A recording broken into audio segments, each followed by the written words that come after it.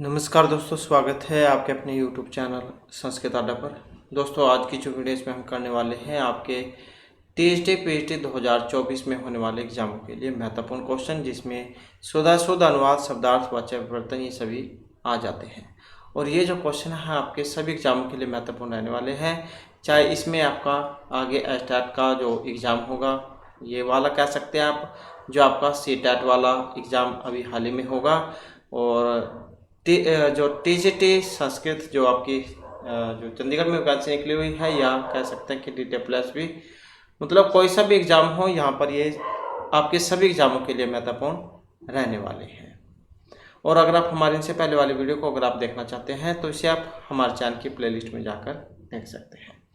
तो हमारा जो यहाँ पर सबसे पहला जो क्वेश्चन आया है, अकर्मक और सकर्मक का संबंध आपने बताना है। तो ये संज्ञा, क्रिया, सर्वनाम या फिर विशेषण, तो इनमें से ये किससे होता है। सबसे पहले हम यहाँ पर क्रिया जो है उसके बारे में देख लेते हैं। प्रयोग के आधार पर जो क्रिया है, इसके दो भेद होते हैं। कौन कौन से? जिसमें अकर्मक और सकर्मक।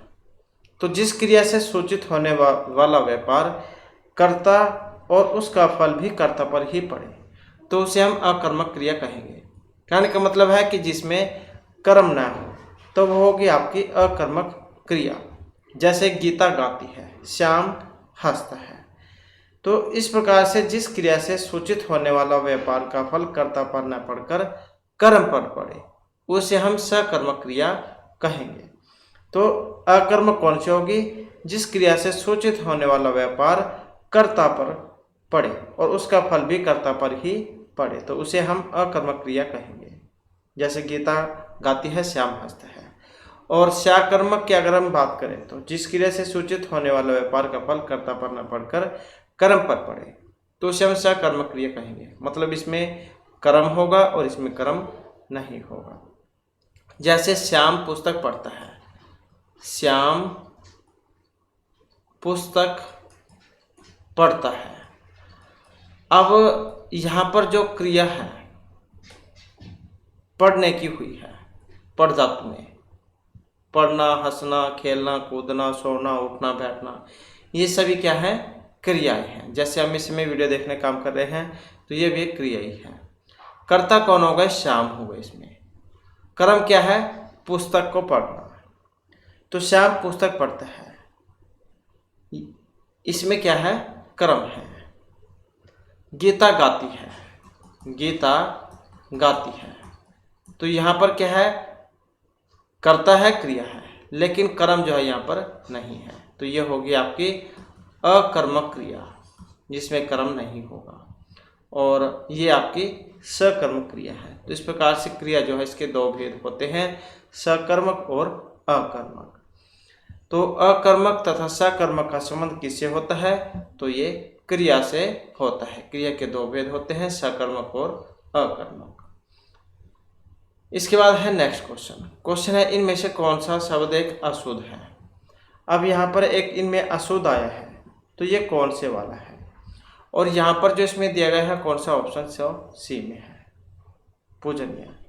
तो यही जो यहाँ पर गलत है। इसमें पूज्य और पूजनीय ये व्याकरण की दृष्टि से शुद्ध माने गए हैं। नेक्स्ट आ जाता है छात्र है उपस्थिति। अब ये कर्तृ-कर्म भाव या इनमें से कोई सा भी नहीं। किसका उदाहरण है? छात्र हैं उपस्थिति। तो जैसा कि अभी हमने बात की थी, तो अकर्मक क्रिया, या फिर आप कह सकते हैं कि जो वाच्य होते हैं, ये इसके तीन भेद होते हैं, कर्तृ, कर्म और भाववाच्य। कर्तृवाच्य तो एक तरीके से ऐसे ही है जैसे आपका अकर्मक है, और कर्मवाच्य जो आपकी सकर्मक क्रिया हो गई, और जो भाववाच्य है वो भी अकर्मक ही की तरह ही है। तो इस प्रकार से वाच्य तीन प्रकार के होते हैं, कर्तृ, कर्म और भाववाच्य। तो जो कर्तृवाच्य जो होता है, इसमें कर्ता पद प्रथमा विभक्ति का होता है। इसमें क्या होगा? प्रथमा विभक्ति का होगा। जैसे छात्र है, श्लोक में पढ़ते हैं। कर्मवाच्य में कर्तृपद तृतीय विभक्ति में होगा, और कर्म प्रथमा विभक्ति में। जैसे छात्रेण श्लोकः पठ्यते। तो छात्रेण श्लोकः पठ्यते। अब ये जो छात्रेण जो है, यहाँ से भी आप इसका पता लगा सकते हैं, क्योंकि जो कर्ता ये जो होगा यहाँ पर, इसमें क्या है, कर्ता जो है वो तृतीय विभक्ति में होगा। किस में होगा? तृतीय विभक्ति में। और कर्म यह होगा प्रथमा विभक्ति में। तो ये इसकी पहचान है कर्म वाले की।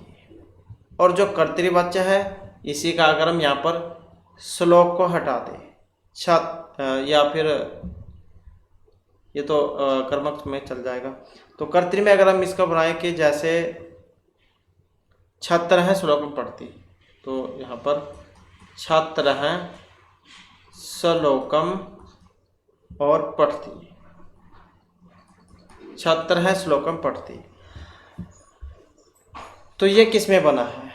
तो ये जैसे देख सकते हैं आप यहाँ पर कर्तृवाच्य जो होता है उसमें कर्ता में कौन सी होगी? प्रथमा विभक्ति उसमें होती है।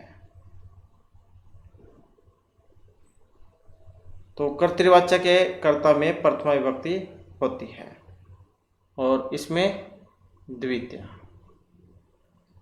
और ये क्रिया है। तो इसका मतलब है कि जिसमें कहने का मतलब है, बस इसकी पहचान आप इस तरीके से कर सकते हैं। जैसे कर्ता है, अगर प्रथमा है तो वो कर्तृवाच्य है, कर्तृवाच्य। अगर कर्ता में तृतीय विभक्ति है तो क्या होगा? कर्मवाच्य है। और भाववाच्य जो होता है वो कर्तृवाच्य की तरह ही होता है। तो अकर्मक धातु में क्या है? कर्म नहीं होने से क्रिया की प्रधानता होने पर भाववाच्य के प्रयोग सिद्ध होते हैं। ये बस वैसे ही है जैसे हमने ऊपर पढ़ा था, रामः तिष्ठति, रामः तिष्ठति या रामः पढ़ती, बस ऐसे लगा लो। और रामेण स्थियते, रामेण स्थियते। तो ये जो है आपके ये भाववाच्य के उदाहरण हैं जिसमें कर्म नहीं हो। तो इस प्रकार से वाच्य जो है तीन है, कर्तृ, कर्म और भाववाच्य है। तो पहचान इनकी यही है, जब कर्तृवाच्य जो होगा इसमें कर्ता में प्रथमा विभक्ति होगी, और जो कर्मवाच्य है, कर्मवाच्य में कर्ता में तृतीय विभक्ति होगी और कर्म में प्रथमा होगी। कौन सी होगी? कर्म में प्रथमा विभक्ति। और जो ये कर्तृवाच्य है इसमें कौन सी होगी? द्वितीय, इसमें द्वितीय विभक्ति होगी। और जो भाववाच्य है उसमें कर्म नहीं होता है। तो जैसे छात्रा पूछती है यहाँ पर, तो ये कौन से का है? जैसे कि हमने यहाँ पर भी देखा, राम में तिष्ठति, राम में स्थियते। तो इसका मतलब क्या है? ये कर्तृवाच्य का उदाहरण है। रामः गस्ति, तो इसका कर्मवाच्य क्या होगा? या फिर ये एग्जाम में जैसे इसी का पूछ लिया जाए, रामः गस्ति ये कौन सा वाच्य का उदाहरण है? तो अभी जैसे कि आपने इसमें पढ़ा ही है, तो ये किसका है? आकर्मक का उदाहरण है। मतलब ये आकर्मक कह लो या फिर जो भाववाच्य वो कह लो। तो रामः गस्ति, तो रामः गस्ति या फिर कर्तृवाच्य कह लो आप। तो जब हम कर्तृ कारक को कर्म में बदलेंगे, रामः गस्ति को जब हम कर्म में बदलेंगे, तो जैसे कि ऊपर हमने उदाहरण पढ़ा था, तो कर्ता जो होता है उसमें क्या होगी? तृतीय जो विभक्ति है वो उसमें होती है। क्यों? कौन सी होगी? तृतीय विभक्ति। और गस्ती को किस में चेंज किया जाता है? आत्मने पद में। तो गस्ती का क्या बनेगा? गम्यते।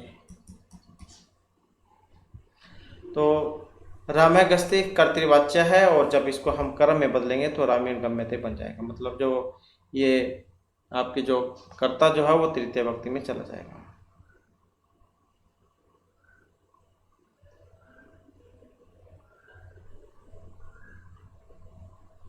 नेक्स्ट आ जाता है गलत वर्तनी वाला बताइए।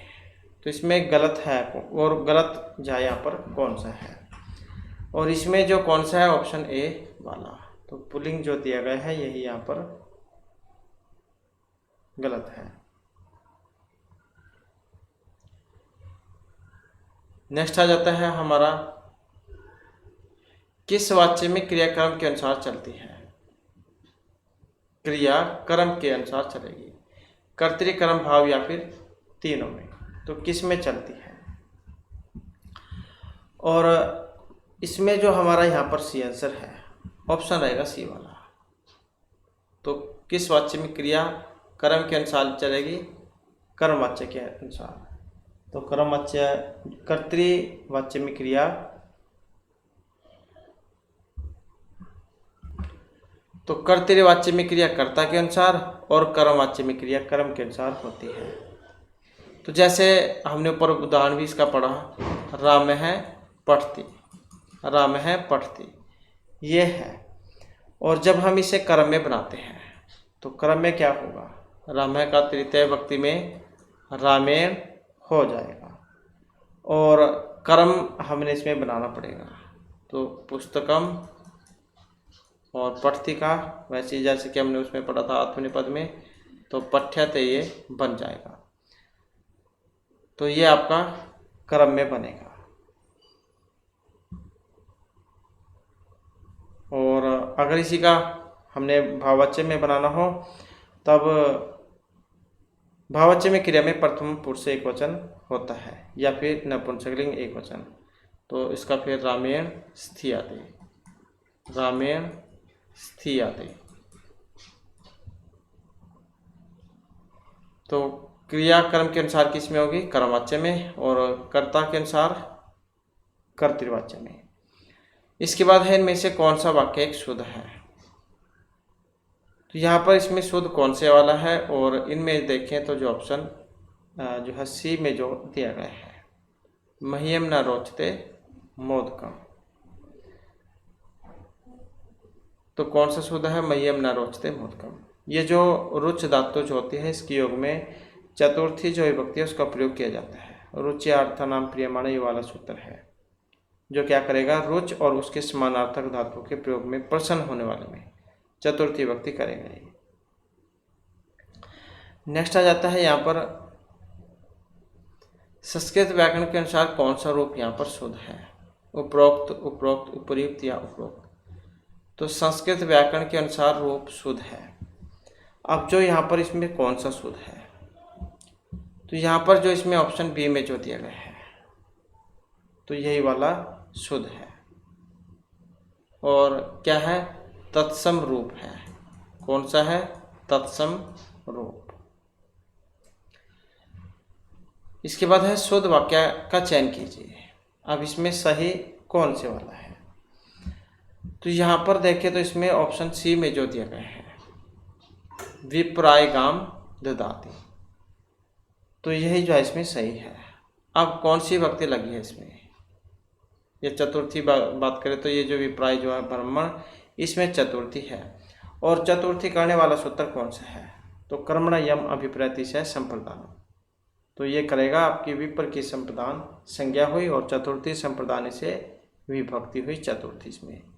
तो विप्रायगाम ददाति, ये जो दा धातु जो है इसके योग में चतुर्थी विभक्ति होती है, ये आप याद रखिएगा। इसके बाद आ जाता है शुद्ध वाक्य बताइए। तो इसमें एक शुद्ध है।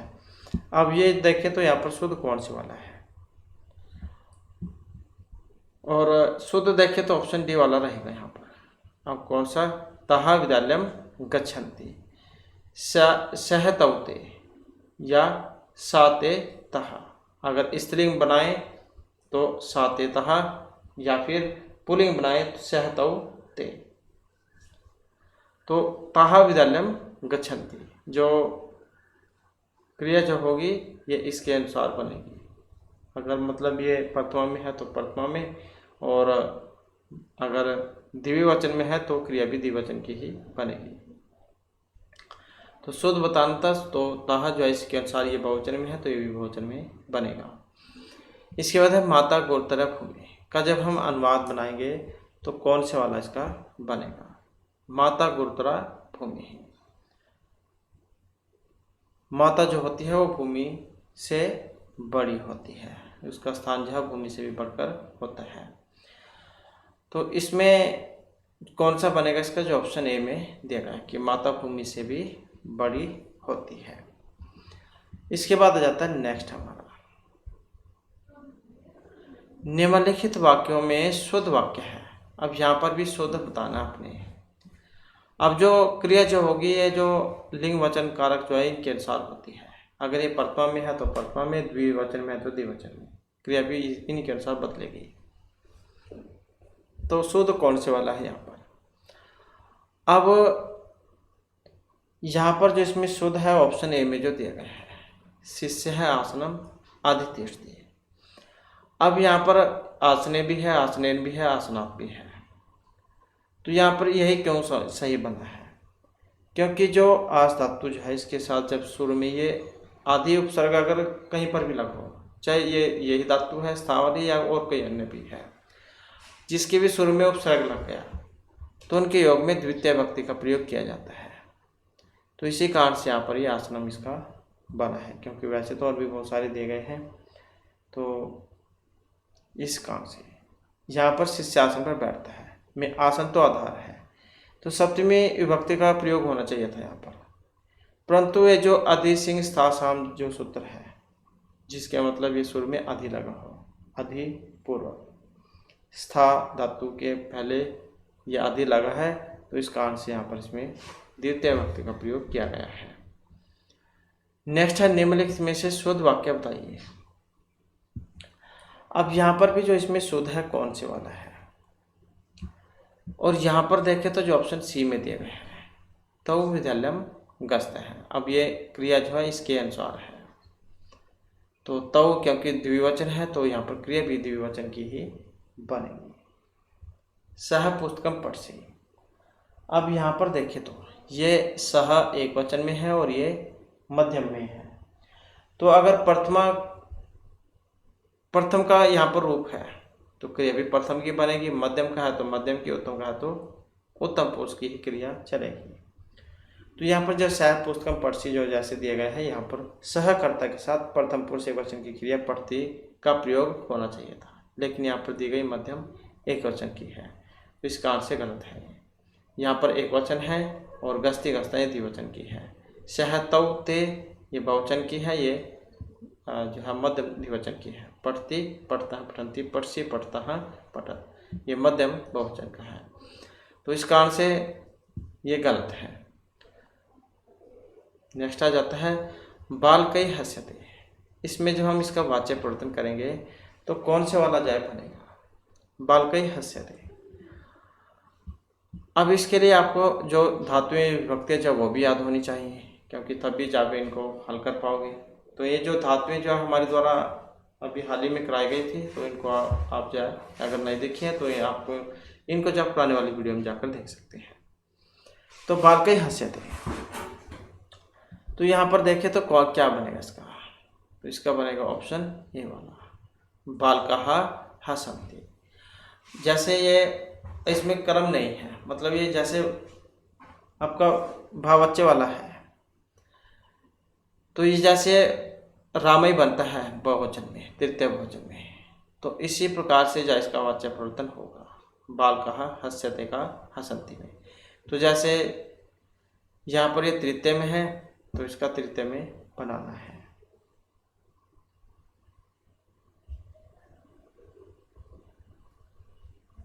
नेक्स्ट आ जाता है अशुद्ध वाक्य का चयन कीजिए। तो यहाँ पर एक अशुद्ध है, और अशुद्ध कौन से वाला है? रामम बिना, रामेण बिना, रामात या रामस्य बिना जीवितुम न उत्साहे, तो गलत है एक। अब कौन सा है? जो ऑप्शन डी में दिया गया है, रामस्य है। अब ये क्योंकि इसी के जैसे ये भी है तो ये गलत क्यों नहीं हुए? क्योंकि ये जो बिना जो है इनके योग में द्वितीय तृतीय पंचमी विभक्ति बनती है, तो ये षष्ठी में है तो इसके योग में षष्ठी विभक्ति नहीं होती है, तो इसी कारण से ये यहाँ पर गलत हुआ है। इसके बाद है मया राम है दृश्यते। वाक्य का वाच्य परिवर्तन करने पर वाक्य होगा, तो मया राम है दृश्यते। जब हम इसका वाच्य परिवर्तन करेंगे तो कौन से वाला इसका बनेगा? तो जब हम इसका वाच्य परिवर्तन करेंगे तो कौन सा बनेगा? ऑप्शन बी वाला, मैं राम है दृश्यते का कौन सा बनेगा? अहम रामम पश्यामि। नेक्स्ट आ जाता है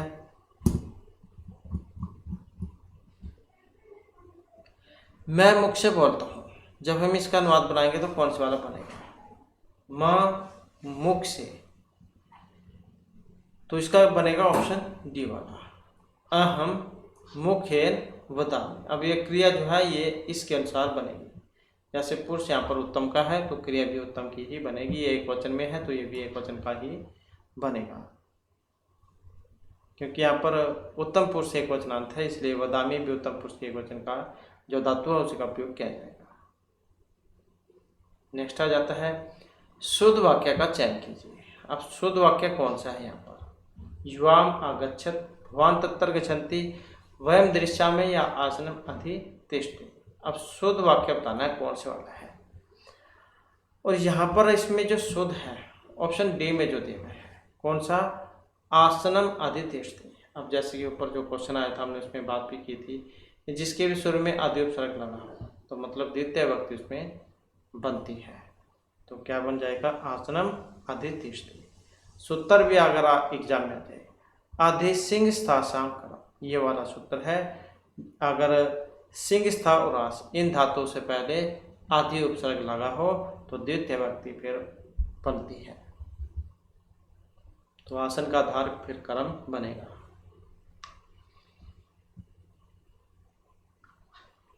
नेक्स्ट आ जाता है मैं बाजार जाता हूँ का जब हम संस्कृत में कर्म वाच्य बनाएंगे तो कौन सा बनेगा? क्या है? कर्म वाच्य में परिवर्तन करना है। तो जैसे यहाँ पर बनेगा इसका कौन सा?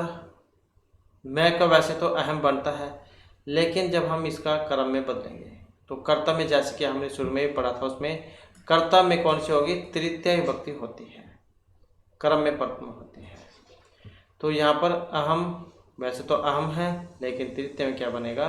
मया। अब इसके लिए आपको अस्मद का जो रूप है, अस्मद वाला, अहम आवाम वय वाला, वो याद होना चाहिए। अस्मद युष्मद ये दोनों ही वेरी वेरी इंपॉर्टेंट है। तो अहम का तृतीय में क्या बनेगा? मया। आपणम और क्रिया वैसे ही आत्मनेपद पद में चले जाएगी तो ये हो जाएगा कम्यते। और ये तो बात इसकी थी कर्म की। कर्तृवाच्य में होता तो कैसे होता? तो इसका उल्टा कर दो, मय का क्या बनेगा? अहम आपणम और गम्यते का क्या बनेगा? गच्छामि। तो ये फिर इसका बनता अहम आपणम गच्छामि। नेक्स्ट आ जाता है कर्म वाच्य में क्रिया किसके अनुसार होती है? कर्ता कर्म वचन या लिंग के अनुसार। कर्म वाच्य में क्रिया, तो जैसे कि ऊपर क्वेश्चन भी आया था उसमें हमने पढ़ा था, तो कर्तृवाच्य में क्रिया कर्ता के अनुसार, कर्म वाच्य में क्रिया जो है वो कर्म के अनुसार होती है। नेक्स्ट आ जाता है राजा विप्राय काम ददाति। तो जैसे यहाँ पर आया है राजा विप्राय काम ददाति, इसका जब हम वाच्य परिवर्तन करेंगे तो कौन से वाला बनेगा?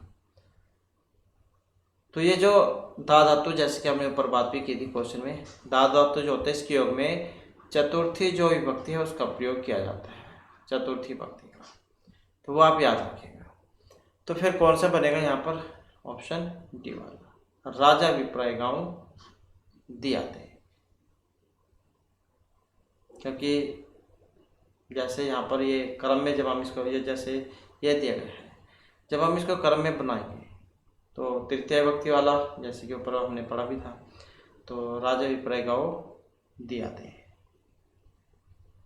क्योंकि कर्तृवाच्य से कर्म बनाने के लिए कर्ता में तृतीय विभक्ति और कर्म में प्रथम विभक्ति का प्रयोग होता है, और जो क्रिया है वो कर्म के लिंग पुरुष और वचन के अनुसार होती है। इसके बाद है गुरु शिष्यम पाठ्यते, कब वाच्य परिवर्तन होगा? तो इसका जब हम वाच्य परिवर्तन करेंगे कौन सा वाला बनेगा? तो यहाँ पर जो ऑप्शन सी में दिया गया है, वैसे गुरु जैसे दिया गया है, इसका तृतीय में क्या बनेगा? गुरुना, और ये प्रथमा में, और ये क्रिया इसके अनुसार, तो गुरुना शिष्य है पाठ्यते। तो कर्तृवाच्य में कर्ता में प्रथमा विभक्ति और कर्म में कौन सी होती है? द्वितीय विभक्ति। कौन सी? द्वितीय। कर्ता में कौन सी होगी? प्रथमा विभक्ति। कौन सी होगी? प्रथमा विभक्ति। कर्ता में प्रथमा, कर्म में द्वितीया। ये तो हो गई आपकी कर्तृवाच्य वाली। इसको जब हम कर्म में चेंज करेंगे तो इसमें क्या हो जाएगी, तृतीया विभक्ति, इसमें कर्म में प्रथमा विभक्ति, और जो क्रिया है वो कर्ता के अनुसार चेंज होगी। नेक्स्ट आ जाता है शुद्ध वाक्य बताइए। अब इसमें जो शुद्ध है ये कौन से वाला है, और यहाँ पर जो इसमें देखें तो ऑप्शन डी में जो दिया गया है त्वम गृहम गच्छ, क्योंकि जो यहाँ पर पुरुष है वो मध्यम का है, मध्यम एक वचन, तो क्रिया भी किसकी होगी, मध्यम एक वचन वाली। तो गम धातु का जब हम बनाएंगे रूप तो गस्सी जय बनता है, मध्यम एक वचन में गस्सी गस्ता है गच्छत, तो यही इसका बनेगा।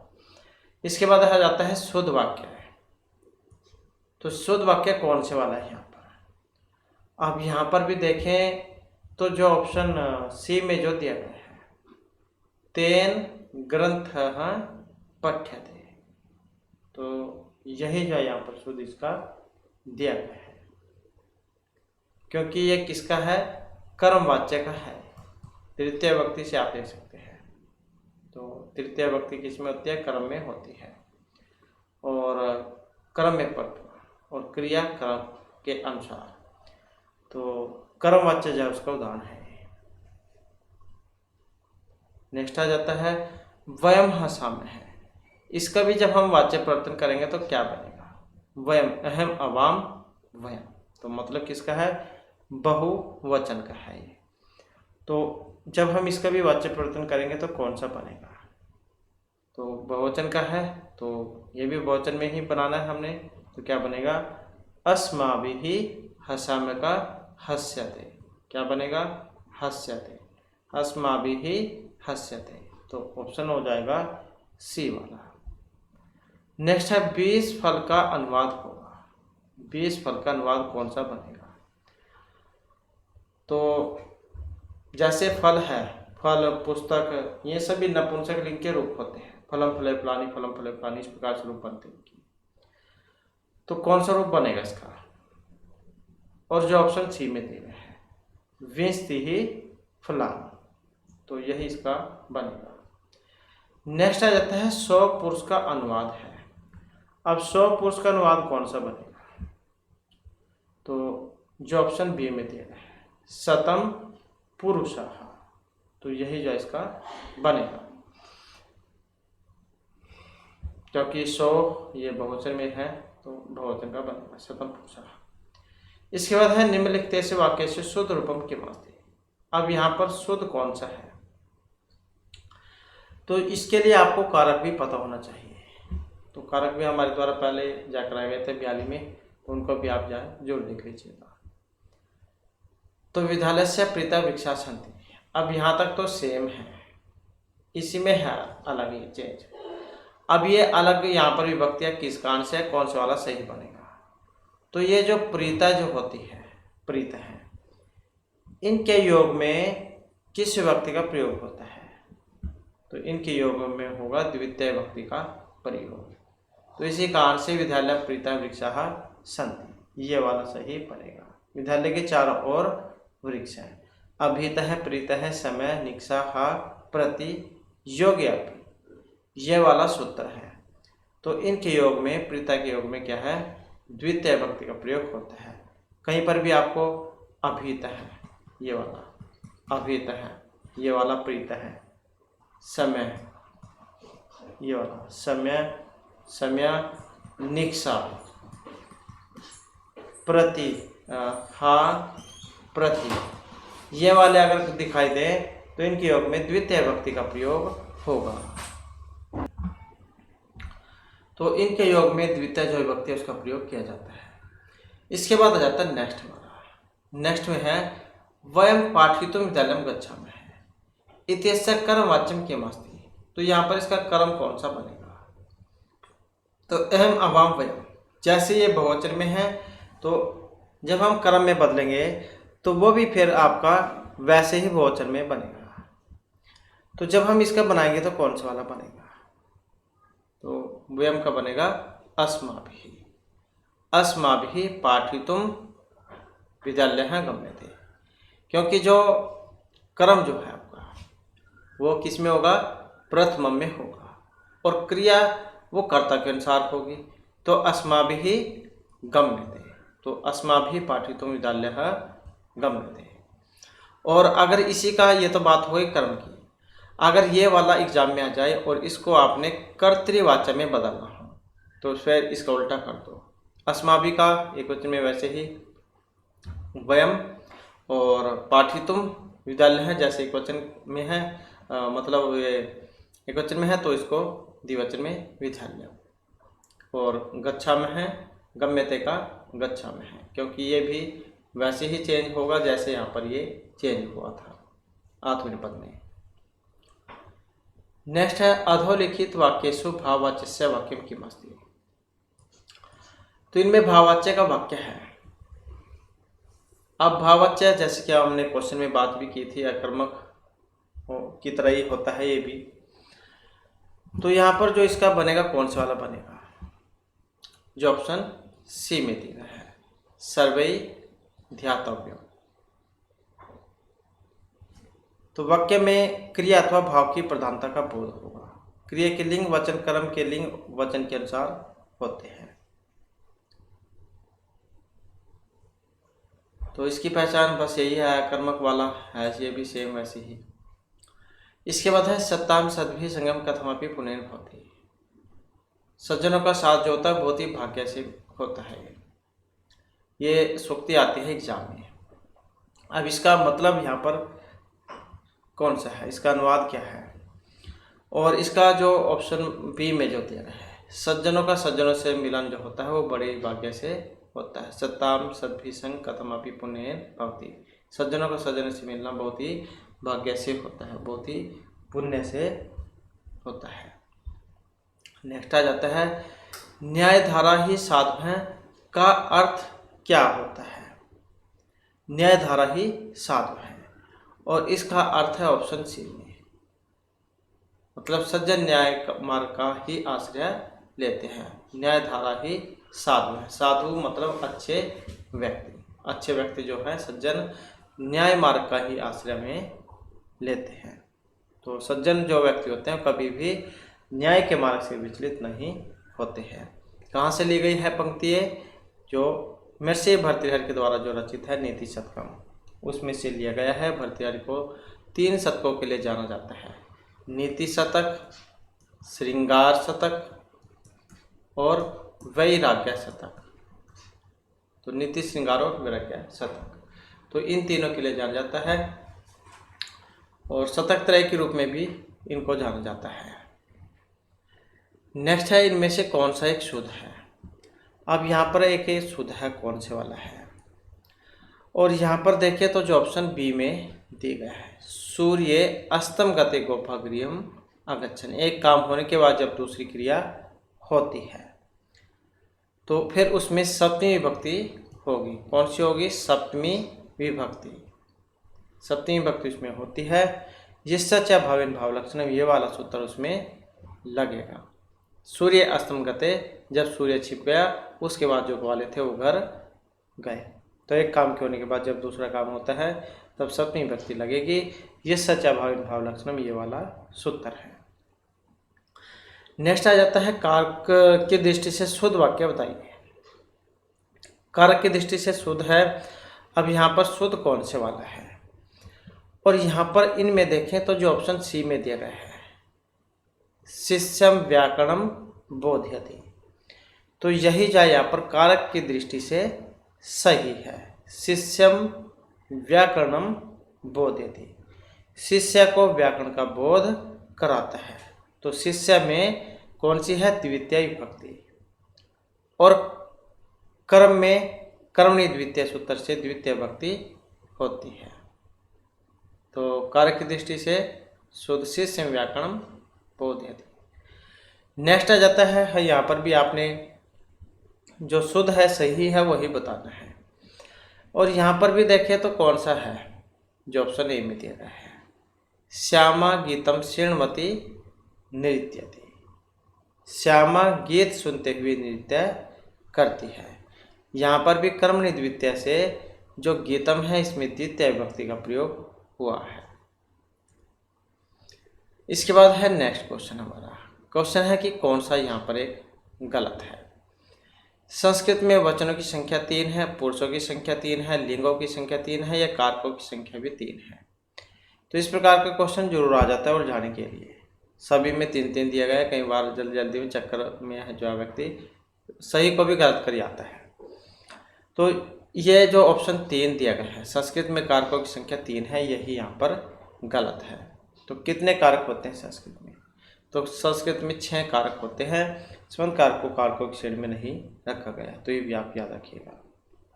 नेक्स्ट है और पुरुष, ये सारे 3-3 हैं, वचन पुरुष लिंग। नेक्स्ट आ जाता है वह कुआं में गिरता है।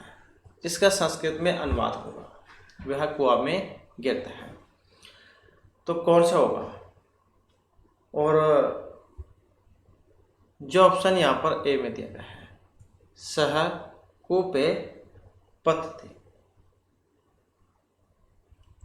नेक्स्ट आ जाता है बलि बलम वेति न वेति निर्बल से जो तात्पर्य है यहाँ पर क्या लिया गया है?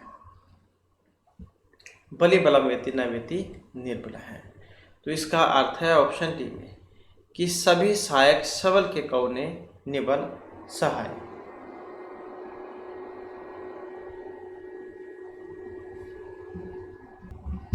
तो यहाँ पर शायद इसमें कुछ ये मिस है। तो इसका मतलब था कि बलि बलम वेति न वेति निर्बल है, कि बलवान व्यक्ति बल के बारे में जान सकता है, निर्बल व्यक्ति नहीं। तो ये जो यहाँ पर एक जो कह सकते हैं कि एक श्लोक है, उसके माध्यम से भी जैन के बारे में बताया गया है कि गुण व्यक्ति ही गुणों को समझ सकता है, गुणहीन जो है गुण को नहीं समझ सकता। जैसे बलवान व्यक्ति का जो बल है वो बलशाली ही समझ सकता है, कोई निर्बल नहीं। जैसे कोयल है, कोयल ही बसंत ऋतु का गुण समझ सकती है, कौवा नहीं। हाथी ही सिंह का बल समझ सकता है, चूहा नहीं। जो मतलब बलशाली ही बल के बारे में बता सकता है, जो कमज़ोर होता है वो नहीं। तो यहाँ पर जो है इसका बन जाएगा ये बलवान व्यक्ति ही बल को समझ सकता है। बलवान व्यक्ति ही बल को समझ सकता है, निर्बल नहीं।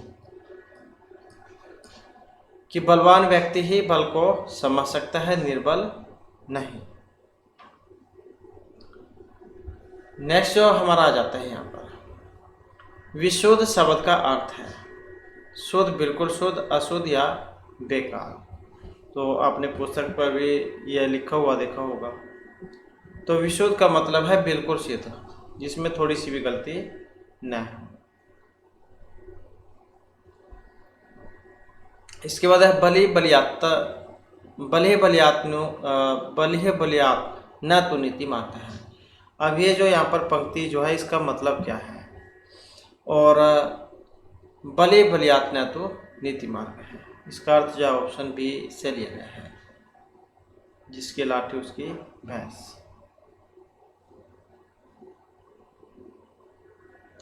एक दांडिनम शतम रोगिनम, ये भी कई बार आ जाती है, लोकोक्तियाँ हैं, मुहावरे जो होते हैं। जैसे एक दांडिनम शतम रोगिनम, एक अनार 100 बीमार।